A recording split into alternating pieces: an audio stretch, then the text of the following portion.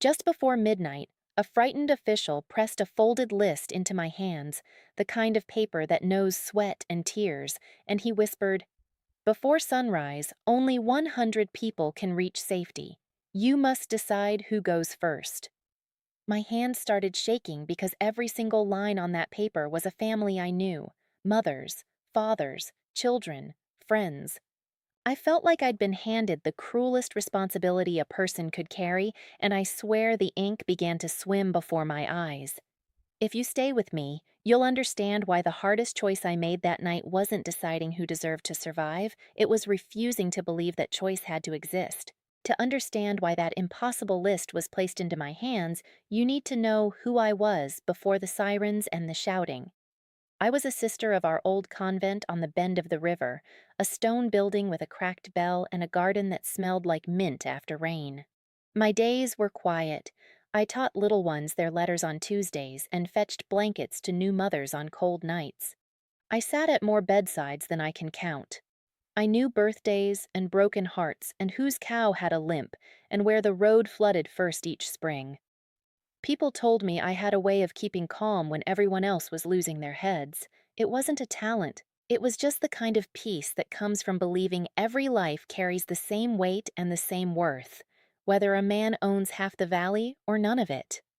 I never imagined there would come a night when time itself tried to tell me I had to choose who mattered. Our village lived at the bottom of a long bowl of mountains, tucked between narrow roads that curved like old ribs, a river that caught the light like a silver blade, and black pines that held winter longer than they should.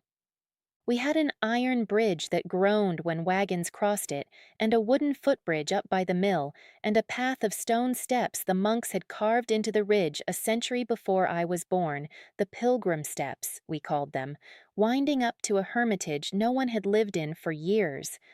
The convent was older than any of us, and when fires broke out or snow drifted to the rooftops, people came to our doors first. We had a way of making room.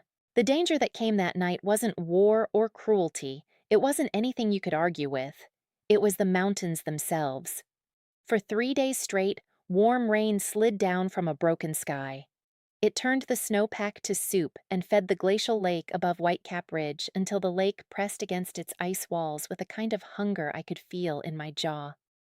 The men at the weather station said if the ice gave way, everything it had been holding back would tear down the ravine, a wave of mud and rock and water that would hit the riverbed like a hammer just after sunrise. The district warden drove out and climbed our steps, soaked through, and when I opened our door, he smelled like wet iron. The radio lines kept cutting out. The engineers said the old iron bridge might hold if the surge didn't grab its footings. They couldn't promise it would after dawn. He handed me that list because I knew every house on it, and I watched his eyes go dull when he said it out loud. They had 2 buses and a flatbed truck idling by the school with fuel enough to cross the iron bridge once before they had to turn back into the hills. There was time, they told him, for one full crossing to the safe plateau beyond the mine road before the bridge would be at risk or the road through the hollow would wash out. One crossing meant 100 seats if they packed tight. He said he needed a name for every seat, and if I didn't choose, someone else would.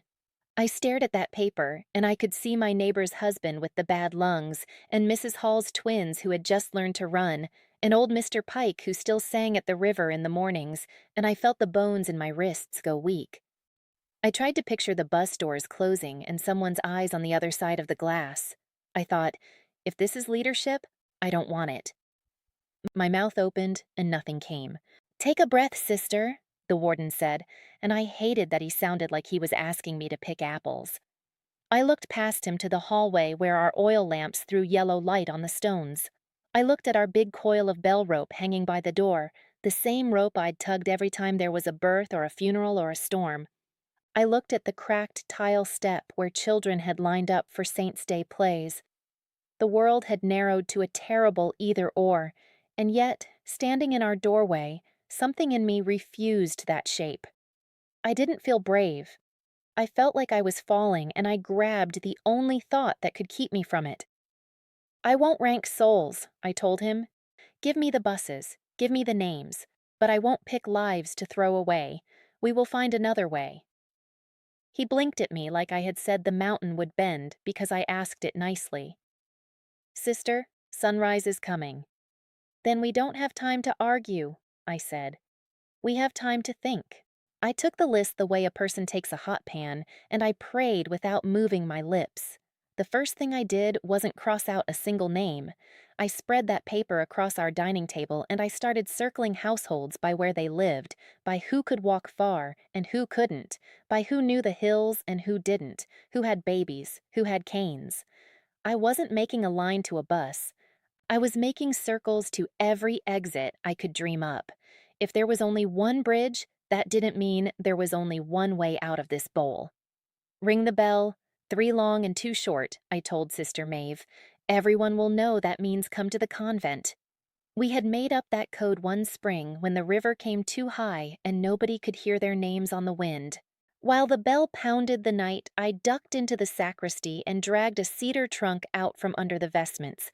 Inside there were quilts, a bundle of monastery blueprints tied with twine, and an iron key on a ribbon the color of old smoke. Brother Matthias, who had done stonework when he was young, had given me that key 10 years earlier and told me to keep it safe because someday someone will be grateful you did. The tag on it was stamped T3. I never asked him what T3 meant. Suddenly, I did. I yanked the twine off the blueprints and spread them on the floor. The edges slipped under my palms like they wanted to be read. There it was, Tunnel 3. An old rail tunnel the quarry company had sealed when the line closed before I was born, a single bore that punched beneath the ridge and came out near the mine road on the far side, where the buses were already pointing. The note said there was a worker's walkway inside the tunnel above the track, a dry ledge built into the wall. My heart banged so hard my ribs hurt. If that tunnel wasn't collapsed, people could cross the ridge on foot, not over the bridge. The warden had said the tunnel was caved in years ago. He wasn't from here. He didn't know the difference between a mouth choked with brush and a throat that was gone. I called across the table. "Where is Mr. Hewitt?" "The old rail foreman?" someone asked. "He carried mail to the Hermitage when he was a boy," I said. "Find him. Now." By then the courtyard was filling. People were wet and red-eyed, children in nightshirts, old women in boots laced over stockings. I climbed a bench so I could look every one of them in the face. "Listen to me," I said, and I felt my voice ring in my chest like it came out of the bell itself. By dawn, the mountain may send mud through the riverbed. The warden has one crossing for 100 seats. We're going to use them for our sick and our smallest. Everyone else, I need your feet and your hands. There are other ways out of this valley if we make them. Someone shouted, "How?" And the word sounded ready to catch fire. I pointed to the hill behind us. "The pilgrim steps get you to high ground faster than any road. They're broken in the middle where the spring ate the stone. We're going to fix them with our pews." I pointed to the mill. "There's a chain ferry at the mill island my grandmother tied knots on when she was young. We're going to free it and use it to cross the mill race to the east bank where Fox Gully climbs safe above the floodplain. And there's an old rail tunnel through the ridge.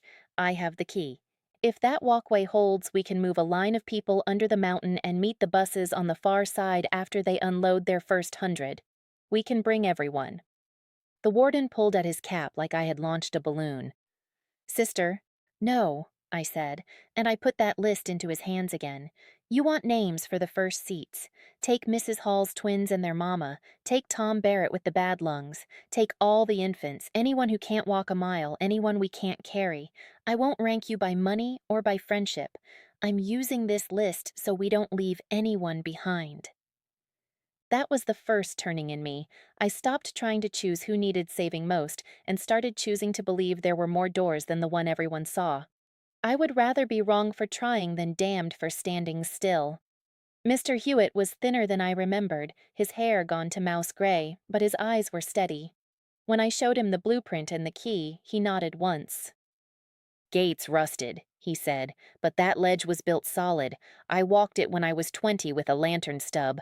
We go slow, we tie a rope along the wall, we can do it." I sent 3 of our quickest boys with him, a coil of bell rope over each shoulder and a can of oil from the kitchen. "You clear the gate," I said. "You loop the rope.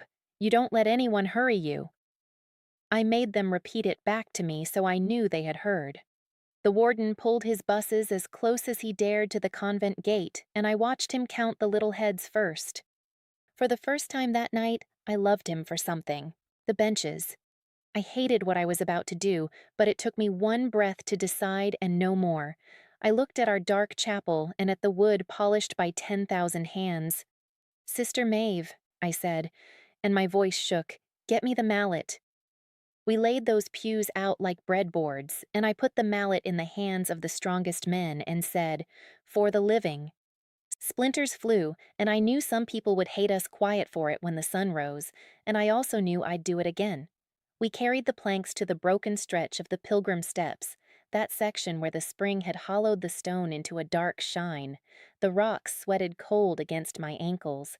We lashed the planks down with the bell rope, looped through iron rings that monks' hands had set 100 years ago, and when I put my weight on the first board, I felt the give, like a held breath. I put more weight. It held. We sent the fastest and oldest up first, not because they were worth more, but because if they made it to the landing and kept moving, they could turn around and help lift the children behind them. I watched the line snake upward, lanterns like a string of fireflies pinned to stone, and I chewed the inside of my cheek so hard I tasted the iron in my own blood. At the mill, the chain ferry moaned like something alive when we tried to free it. The chain was crusted tight with rust, and the first time we pulled it, the link snapped and dropped with a sound that made even the men jump. You could smell oil and river weed and desperation. Mr. Pike, old as birch and twice as stubborn, spat in his hands and said, "There's a spare length in the blacksmith's loft. Your uncle and I stashed it in 42 after the flood." I sent 2 boys running for it while we dug our fingers under the big iron wheel to get it turning. I could count their footfalls in my chest. When they came back, I felt like my lungs were opening for the first time all night. We fed that spare chain through, coated it with kitchen oil, and when the wheel started to move, slow as repentance, I wanted to kiss it. We loaded that ferry with mothers and baskets and men with boards on their shoulders. The water tugged like it wanted them, and every time the ferry slid across that mill race, I said every prayer I knew, and one I didn't. The tunnel gate was worse than I feared. We caught up to Mr. Hewitt at the mouth, knee-deep in brush and rubble. The iron slats were locked, and the lock was packed with grit. He took that key from me like it was a sacrament, and when he turned it, I felt my jaw clench until it hurt. It didn't turn the first time. It didn't turn the second time. He poured oil. He tapped. He whispered something old men whisper only to metal. On the third try, it moved. A hair. The sound it made climbing around the pin was like the first cry after birth. The gate swung, grudging and loud, and cold air flowed out of the tunnel like a sigh. We tied a rope along the right-hand wall, and Mr. Hewitt made us promise. Always keep your left hand on the rope. If your right hand gets greedy, you'll forget where the wall is. The floor was slick in places and dry in others, and you could hear the hush of water below the ledge, deep and bad-tempered. We gave every 5th person a lantern that I prayed wouldn't go out, and I walked that ledge with the first line, my shoulder kissing stone the whole way. Some people sang to keep their breath steady. Some people swore, and no one told them not to. When we reached the bend where the air turned warmer, I knew we were going to make it. Then the bad things started coming faster. The radio at the school sputtered and died altogether. Our weatherman didn't have a voice anymore to tell us how close the lake was to breaking. The warden came to me with his mouth tight and said, "The bridge is listing. We have time for one crossing and one only. After that, I keep the buses to the far side." He looked like he expected me to slap him. I just nodded. I had already let go of the idea that we needed his wheels to save all of us. I needed his courage more. A man slipped on the pilgrim steps. He caught the rope with one hand and dangled like a bell clapper until 2 women hauled him up by his shirt. A child lost a shoe in the mud and stood there, frozen, until I knelt and shoved my own sandals on her feet and told her they were lucky. The chain ferry shuddered halfway across when a snag of branches hit it and spun it sideways.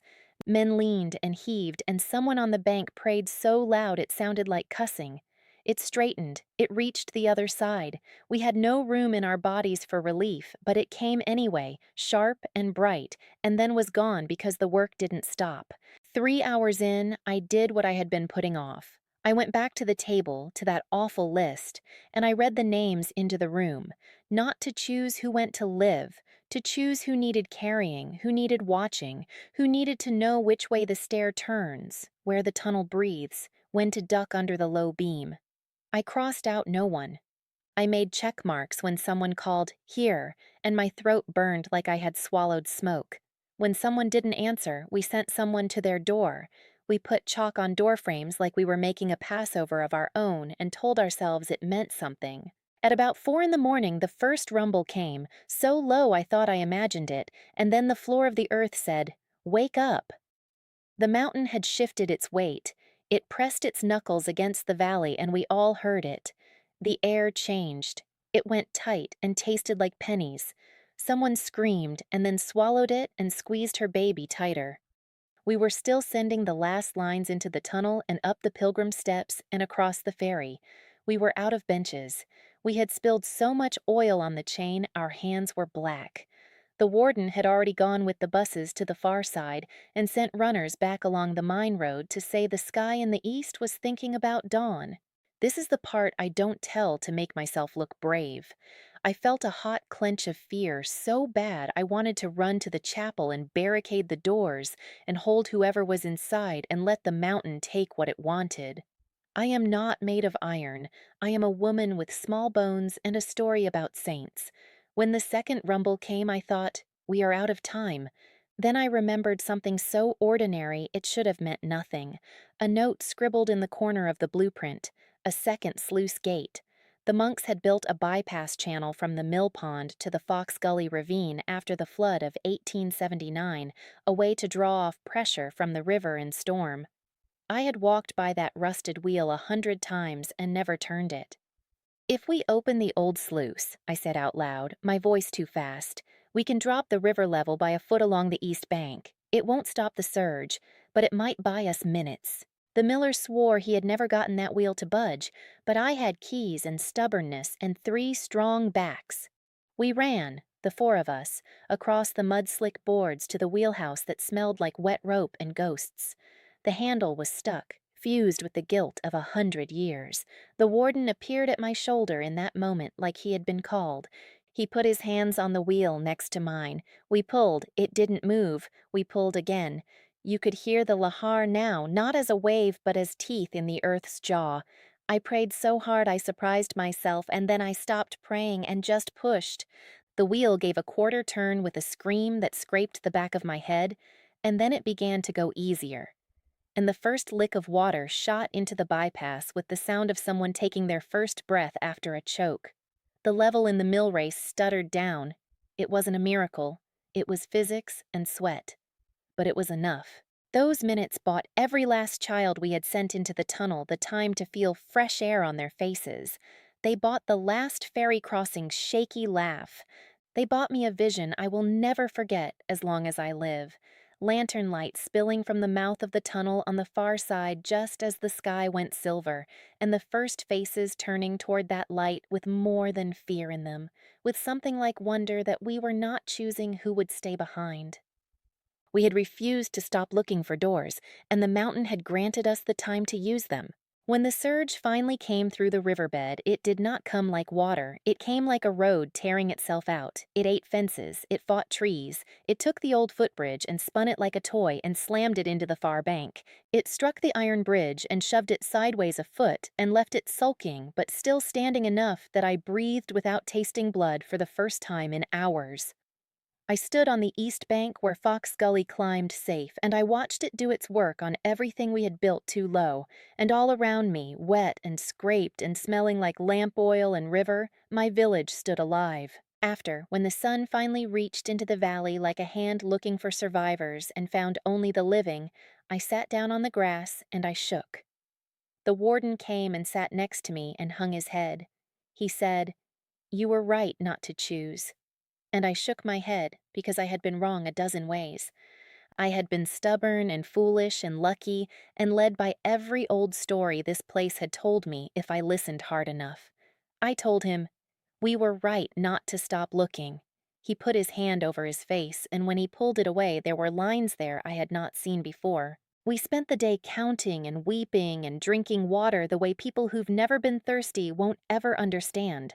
I went down the list one more time, slower than I had in the night, calling names, and I put check marks next to every single one. I left no one uncircled. I won't pretend there weren't bruises and burns and losses that can't be fixed. Our chapel seats were a bridge now. The millhouse wheel would never turn quiet again. The river had a new bed where it wanted one. But we were all still here to hate what the mud had taken and to love what it had left us. That night, when I finally lay down on the floor of the convent because the cots were for those who had climbed further than I had, I tried to pray and nothing came. My body hurt, and under the hurt I felt a softness I hadn't known before. For years, I had thought my work was sitting with the dying and holding their hands tightly enough to make the leaving tender. I learned that night that leadership is different from that. It is not arranging people at the edge of a cliff and deciding who jumps when. It is refusing the cliff as long as there is a rope to tie, a bench to break, a gate to try one more time, a wheel that might still turn if four hands grip it instead of two. It is knowing that my calm is only useful if it gets loud and bossy when it needs to. If it says, you go here, you take her hand, you don't let go of that rope, you carry that baby, you sing if you have to, and then it sings first. It is understanding that faith is not a miracle that moves mountains at your command. It's the stubborn hope that there is another ledge, another turn, another doorway under the mountain if you go looking with everyone else's hands in yours. I kept the list. I folded it down small and tucked it into my breviary. Sometimes when I open it, I still smell the mix of fear and lamp oil and wet wool that night baked into the fibers. I don't keep it to glory in anything. I keep it to remember how many names fit into one valley and how none of them are spare.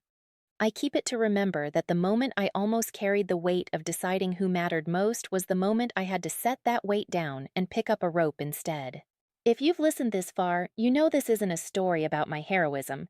It's a story about a village that refused to believe the worst thing was the only thing. It's about an old man who knew where a chain was hidden, and a foreman with a key, and women with wrists like steel, and a warden who could learn fast, and a blue line on a blueprint that someone bothered to save when they could have burned it for heat. It's about monks who built more stairs than they needed because they understood someday someone would climb them in a different kind of hurry. It's about a bell rope that held when the plank shook, and a ferry that moaned like it was tired of waiting, and a rusty wheel that turned loud and bright when it had to. What would you have done if that list had been pressed into your hands and someone said, only 100? Would you have taken the pen? Would you have torn the paper? Would you have looked for a tunnel key? I'm asking you to tell me in the comments because I still wake at night sometimes and feel that paper in my palms, and I need to know what you would have done with it. And if this story reminded you that hope tends to slip in when everyone else says the door is shut, share it with someone who might need that reminder because sometimes the thing that saves us is just one more person refusing to accept that the only choice left is a cruel one.